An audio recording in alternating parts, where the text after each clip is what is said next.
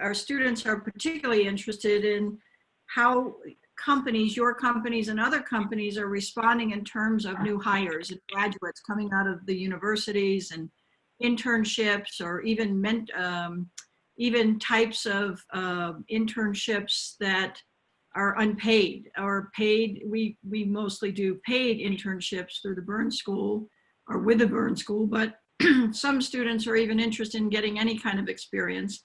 But our graduating seniors and our graduating master's degree students are particularly interested. Like I said, some of them had offers on the table and they've been rescinded or put on hold. Others have had offers on the table and they're still going forward, although there's been some adjustments to when they start. What is your outlook, each of you, your outlook? And Mark, we'll stay with you. You said on the offense. What does that mean exactly? Well, I would say three things. Number one, we are holding hires that we made previous to this, including actually a DU hire that's going to start in the fall.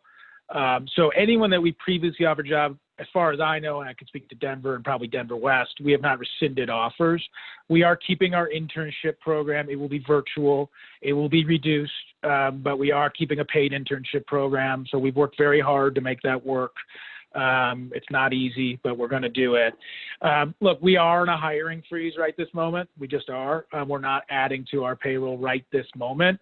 But we, like everyone said, I think Brian said, Chad said it multiple times, we're not looking for 3 months, 4 months, 6 months, 12 months down the road. We have immediate financial situation that we got to manage.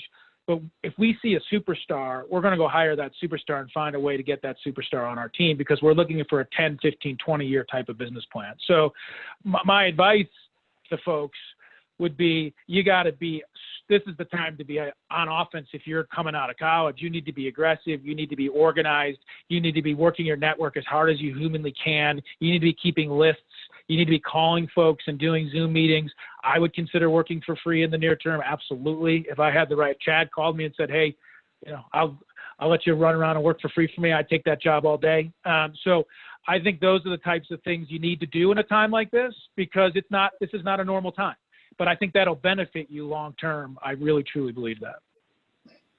That's excellent. Excellent advice. What about you, Chad? Very, very similar to what Mark just said. We do have a hiring freeze right now. That it's going to be short-lived, because we're already starting to see demand come back. And with that being said, to the students out there, just remember that profit follows value. And right now, especially where you're at in your career, really focus on adding value to people's lives. Don't focus on making money. I mean, obviously you got to pay your bills and things like that. But a lot of people, I find they focus on the money, and it's the other way around. Focus on adding value. And the people that add the most value are going to get hired the first. They're going to get paid the most, et cetera. And I think if you stick to that simple rule, you'll do very well. Thank you. I agree with Mark and Chad. I mean, this is a business that's about intelligence, it's about being aggressive, and it's about personality, and putting that whole package together. And I think now more than ever, you need to really be aggressive in terms of your pursuit of what you want. And I don't think, Newmark does not have a public policy right now that says we're in a hiring freeze, but people are being cautious as it relates to onboarding new hires. And I think if you're aggressive in this marketplace and you can bring value to people, there are opportunities that are out there. And, the meek are not going to be the ones that get those opportunities. It's going to be the guy or the gal that is overly aggressive in chasing the opportunity and demonstrating that they're willing to work and work very hard, because this is a business that it really is a 24-hour, 7-day-a-week business. Okay, where there's opportunities that lie everywhere you turn, and it's really making the most of that opportunity. So whether, I always used to say, the guy who was my mentor used to say, you can be sitting, in the 9th inning, in a rain-delayed game, at Chase Stadium, but you could be sitting next to the chairman of Xerox. And that is true. There are opportunities that you can make connections to today that will help you tomorrow. And I think, and I've had a lot of students reach out to me about this, and I've told them the same thing. Now is the time to network. Now is the time to get involved with people that you maybe wouldn't have called, because they're also looking for information and they have a little bit maybe more time than they've had in the past. And I think it's a great opportunity to set themselves up for success in the future. Thanks, Brian. Go ahead, Chris. Just to play on that, Brian, I agree with clearly with what everyone has suggested. Playing on the value proposition, I think that's key.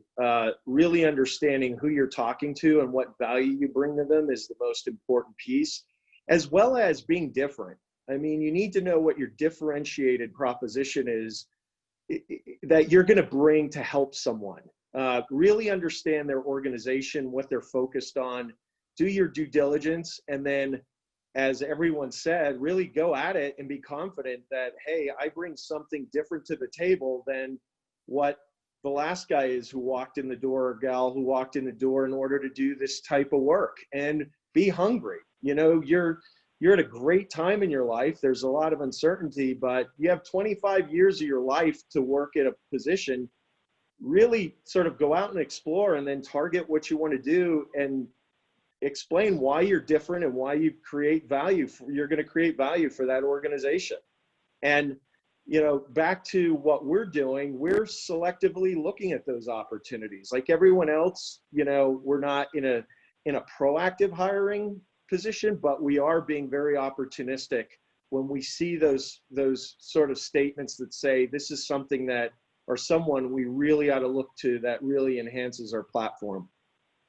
I want to do a follow-up on this question before we turn it over to the students. So when you say that you're looking for that rock star, that exceptional, what is it you're looking for in that? In other words, what is it you're going to see in someone that says, hey, this kid is different, this young person is different? I'd say two things really fast. I would say number one, I think Brian hit it. I'm looking for someone with passion.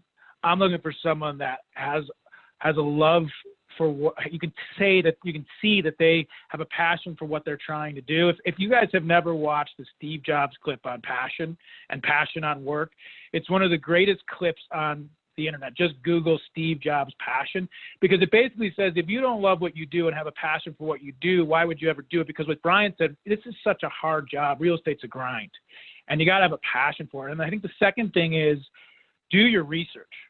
Like, it amazes me the amount of people that walk in that I used to meet with, and they hadn't done research on me or on what my old company had a policy that we used to meet with every producer on a leadership team before they would hire us. I flew down to Texas. I knew where every single person went to college. I knew what they did in college. I knew what they majored in. I figured out a way. I spent days at a Starbucks doing research on each one of these individuals. I think that's the type of preparedness that it takes today to be that prepared when you walk in, because you only get one shot to make a first impression, and you better be prepared and have passion. I don't know what other of the panelists think, but in the age of technology, I think it's very easy to hide behind telephone, text messaging and emails. Picking up the phone and calling people and having that interaction and chasing somebody is a skill that is necessary in the real estate business, right? And so if you want to be in the real estate business and you've done your research and you do have a passion to try to get into one of these companies, it's pursuit. It's part of what the business is eventually about. And so often I get an email, but there's also no pursuit on the other end of that email, right? And so, I think that it's a whole package of what people are really offering, and don't hide behind the text message or the email. Pursue what you want and go for it, because that is a big part of this business. Whether you're chasing a deal to acquire, whether you're chasing a deal, or a tenant or a landlord, though it's a pursuit business. And that's an important skill beyond the analytics and everything else, because obviously if they're graduating from Burns, and Daniels, there is a skill set that they bring beyond just the passion. And so you got to put it all together to get some of these jobs that are out there. Super. Yeah. Anything to add to that, Chad? I'll just agree that what's been said, and that Steve Jobs clip, he's actually with Bill Gates, and it's one of my favorite interviews. If you guys Google it, passion and commitment. I mean, at the end of the day, when you're super passionate about something, you love it. It's not work, and usually you're probably committed to it also. Very, very good. Okay, I think it's time, CC, that we open up some questions from our students, and hopefully you've had the opportunity to pull some from our platform there, our Q&A platform, and if they're directed to an individual, we can do that. If they're directed to the panel, let's see what we've got.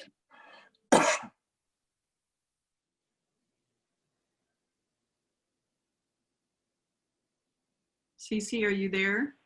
Cece, you're on mute. Okay, and I think we've touched on a lot of these, but on top of the passion and the preparedness and all that, a student asked, what are some essential skills? And I think you started to talk about this, but essential skills you're looking for in a potential employee. Are there any skills that make or break a candidate?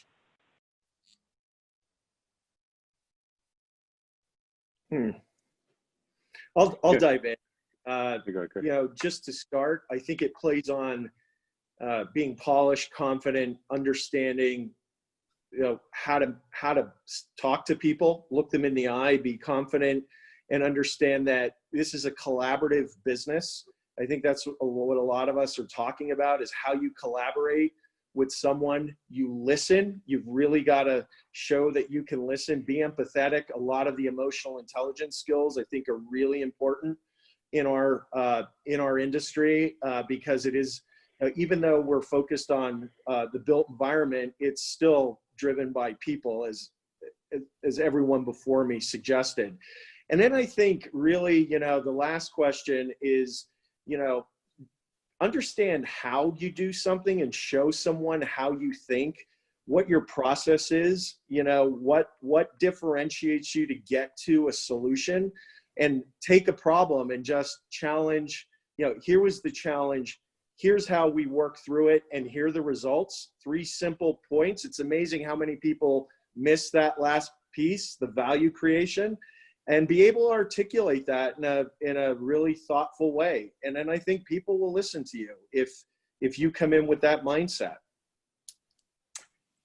I think that in this environment, a lot of what we do is financial engineering and structures of deals. And I think the ability to understand and really be able to put together Excel modeling gives you an ability to sit at the table, even if you're at a young age, because a lot of the older guys really don't know how to model or do the physical model themselves. And I tell my son, who's at University of Denver, that he really needs to understand and own modeling, right? Because it is one of the key attributes that you have, the intelligence modeling, as well as the financial modeling that you can bring to the table that allows you to sit next to that decision maker, because in all likelihood, he can tell you what's wrong with the model and where the numbers may not work, but he couldn't tell you how to put it together. And I think it's unbelievable to me how many times people come and sit with us and really want to get into the real estate world, and they don't have that capability. They struggle with that capability. And I think it's a very, very important skill set beyond the other passion piece and the ability to articulate your points and the ability to communicate. I'll just add to that what's been said. And I often tell people, if you want to be in real estate, you got to make sure you understand finance, and you have to understand economics. And time again, I meet very, very great people, very qualified people, but they don't understand finance and economics. And my daughter's getting ready to go to CU as a freshman, and she enrolled in business school, and she asked me for my advice, and I said, definitely take some finance classes. And obviously I try to teach her as well. but really understanding economics and really understanding finance. If you understand that, it's kind of like the foundation under your house. You know, everything else tends to work itself out, and it'll help guide, make decisions, etc. The other thing I like to add is some of the most successful people I know have the biggest perceptual maps. And to get a big perceptual map, it's the places you go, the books you read, and the people you meet. And so continue reading, continue networking, meeting people, continue traveling, benchmarking, etc. And you guys are all young enough that as you continue to do that, your perceptual map is going to continue to grow, and it's going to allow you to really add value in meaningful ways. Yeah, I don't know if I have much to add. Again, we hire for analyst positions in the capital markets side, so modeling and Argus and things like that are basically essential. We do say we're looking for a unicorn because we only hire analysts that we ultimately think are going to be producers, and so we need someone that has that passion, that has the sales skills, that is personable, that has some of the stuff that Chad talked about, also has a great modeling background, and it has the financial acumen to do it. I always say I would have been a terrible analyst. JLL/HFF never would have hired me. But we are looking for both those combined skills. So like now, look, I don't know how much Argus, I know some Argus is taught. For our world, Argus is essential. If you can maybe go get Argus certified. It costs some money, but it's an investment. If someone walks in and says, hey, I've got Argus certification, you don't really know Argus, but it might differentiate it from the other 4 that don't have it. So things like that you can do maybe in your time off here to sort of up your resume a little, I might think about doing. Within our program, we teach 2 financial classes, financial analysis classes and financial modeling, 2 of them probably taught by one of the best professors out there in the universe, Jeff Engelstad. But we also teach Argus. So not every student takes it, but it is available to many of them. But any kind of continuing education during this period of time, and that's something you want to do ongoing anyway, is what I can share with the students is you don't stop learning because you graduated. This is a time when you now pick up every kind of skill set that might become available to you that would benefit or give you an edge in the market.